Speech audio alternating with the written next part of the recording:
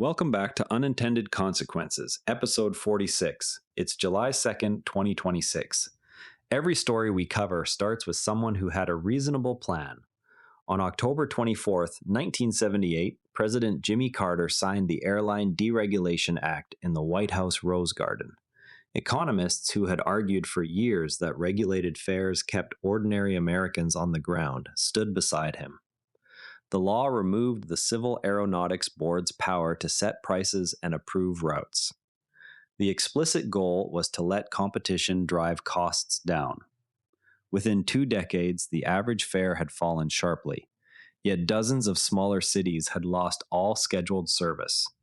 The workforce that once flew those planes saw real wages decline for the first time since the jet age began.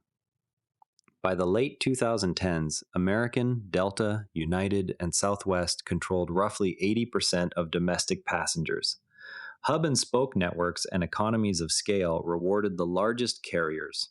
More than 100 airlines exited through bankruptcy or merger. The same freedom that lowered fares on busy routes also rewarded carriers that could spread fixed costs across larger networks. Airlines quickly adopted the hub and spoke model, concentrating flights at a handful of major airports. This structure produced powerful economies of scale that favored the largest carriers. The result was lower fares on high-volume routes alongside thinner service and higher effective costs elsewhere. Dozens of smaller cities lost all scheduled service after 1983. Carriers were now free to drop low-density routes. Congress created the Essential Air Service Subsidy in 1978. That program now supports only a fraction of 1978 routes at roughly $300 million a year. The gap between promised universal access and actual connectivity became permanent. Real compensation for pilots and flight attendants declined for the first time in the jet age. Carriers shifted flying to lower-cost regional partners. Legacy carriers negotiated successive wage concessions under relentless cost pressure. Productivity gains flowed to consumers on dense routes rather than to the workforce. The regulated system that existed from 1938 to 1978 had produced stable but expensive service. The Civil Aeronautics Board treated airlines like public utilities. It approved fares that guaranteed carriers a reasonable return while preventing price wars. By the mid-1970s, inflation had pushed coach fares on many routes above what middle-income families could easily pay. Alfred E. Kahn, an economist appointed to lead the CAB in 1977, and Senator Edward Kennedy believed that removing government price controls would allow new entrants to compete on cost and route structure. Their reasoning rested on straightforward microeconomics. If carriers could charge whatever the market would bear and fly whatever cities proved profitable, fares would fall and capacity would rise.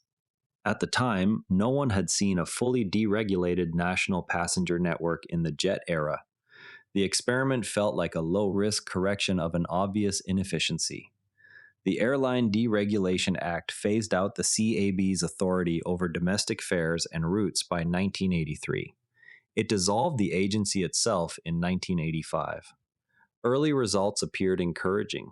Between 1978 and 1985, real average fares dropped roughly 20%. Passenger implanments rose from 240 million to more than 340 million. Low-cost carriers such as People Express and New York Air entered the market with dramatically lower prices on high-density corridors. Proponents pointed to these numbers as proof that the policy was working as intended. A few skeptics, including some airline executives and labor leaders, warned that smaller communities would lose service once carriers were free to abandon unprofitable routes.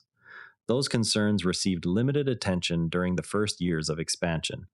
Lawmakers responded with targeted interventions rather than re-regulation. The Essential Air Service Subsidy preserves service to about 60 small airports at an annual cost of roughly $300 million.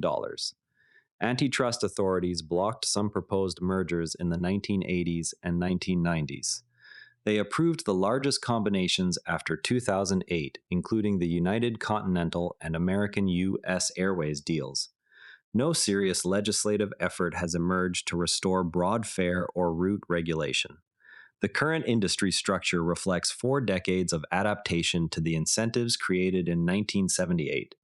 When policymakers remove constraints on pricing and entry, the resulting market tends to reward scale and network effects more quickly than regulators anticipate. Incentive structures that appear neutral on paper often amplify existing differences in cost structure and geographic position. Before changing the rules that govern an entire industry, it is useful to model not only the first round price effects, but also the second round consolidation that can follow once firms are free to choose which customers they will serve.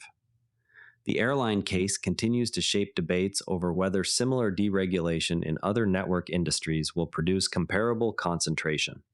Consider current proposals to ease entry and pricing rules in broadband or freight rail. What second-round ownership patterns would you watch for once the largest players can select their customers without constraint? We'll leave it there for today.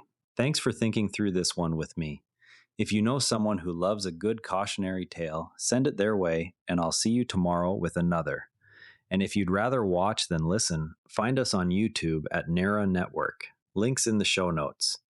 And before you go, this show is part of the Nerra Network, a family of daily podcasts on tech, science, and markets, each one a short, sharp briefing you can finish on the commute. If today earned its place in your feed, here's your next listen. Modern investing techniques, modern strategies for Canadian and US investors. Find every show free at nerranetwork.com. This episode used AI voice synthesis of my voice. Editorial selection and analysis are my own.